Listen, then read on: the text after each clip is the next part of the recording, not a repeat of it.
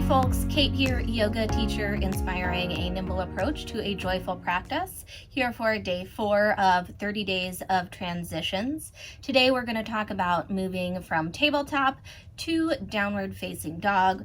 This is one of my all-time favorite transitions for pretty much everybody. I will explain why. Don't forget to warm up a bit before you do anything in this video. This will not be a full practice. All right, so let's get started. We're going to start in tabletop. Now, one of the reasons I really like this transition is, that's Athena, our guest teacher for today. One of the reasons I really like this transition is because our glutes are already lengthened here. So we're not in this kind of tucked position that often we end up in, especially if you're someone with like tight hamstrings and tight glutes. So when we transition from table to downward facing dog, we have the opportunity to really focus on keeping those glutes nice and long. Okay, let's go. Nice strong table. We're at about 90 degrees, big expansive inhale. Exhale, wrap your belly in a hug. Keep that engagement and keep breathing. We're going to curl our toes under. And we are also going to, Athena, come here. And we're going to try to keep this hinge of our hips. So we're going to keep a nice strong engagement of the middle. And we're going to lead with our tailbone to go up and back. Now, when you start to feel your tailbone curl under, I want you to stop. So we've still got this nice hinge of the hips, because as soon as we start to feel our tailbone turn under, we end up shortening our hamstrings and shortening our glutes. And downward facing dog is great for lengthening both of those. So once you start to feel your tailbone start to turn under, we're going to stop.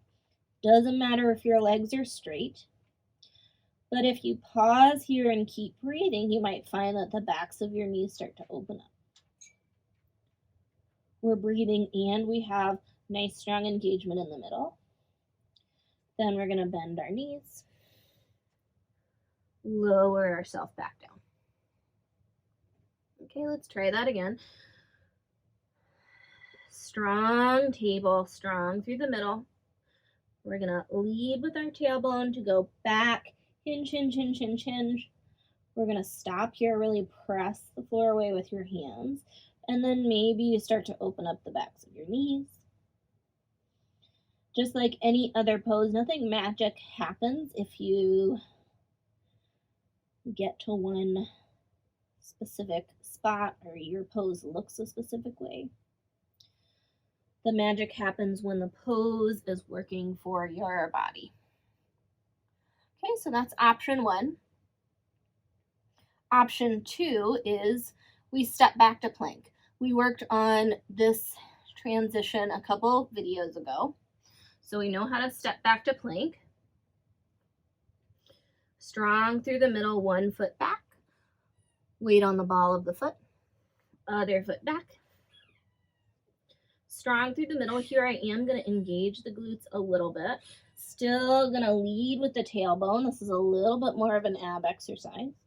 And then I'm going to give myself a little bit more slack in the hamstring so I can get more length in the spine. And then we can shift forward. Lower your knees to the ground. And come on back. So transitioning from plank to downward dog, you're probably going to feel a little bit more work in your abdominal region. That can be great if that's something you're trying to work on. Third option, you guessed it, use your blocks. I would definitely recommend putting them on their lowest height here, just because that's where they're most stable. And it can take some pressure off of your wrist, make it a little bit gentler on your abs, and it can really help you focus on that hip hinging transition, especially if you're trying to keep your glutes long and your hamstrings long. So I hope you enjoyed that breakdown. Make sure you like and subscribe, and I will see you tomorrow.